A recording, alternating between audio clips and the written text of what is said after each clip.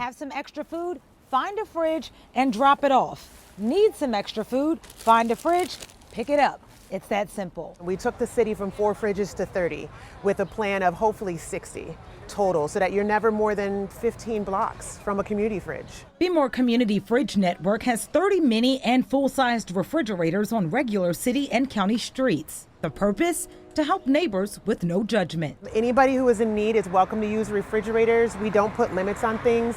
Once we give to the fridge, that is it.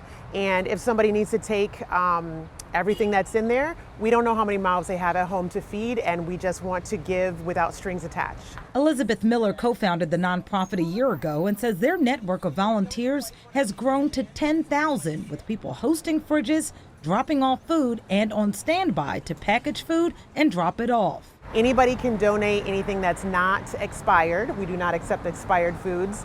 And we have a lot of cooks that choose to cook for the fridges. Each thing that is cooked and packaged and put into the fridge must be labeled with what it is, allergens, and when it was prepared by. That includes meals left over and packaged from large events, meals simply cooked with love, and other grocery items dropped off in kindness.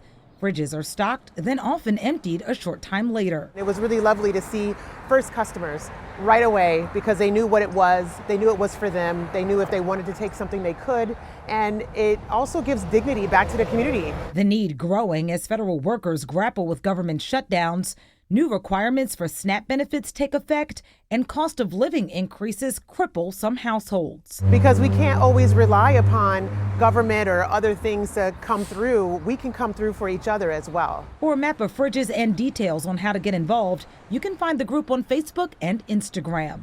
In East Baltimore, I'm Janine Donaldson for WBAL TV 11 News.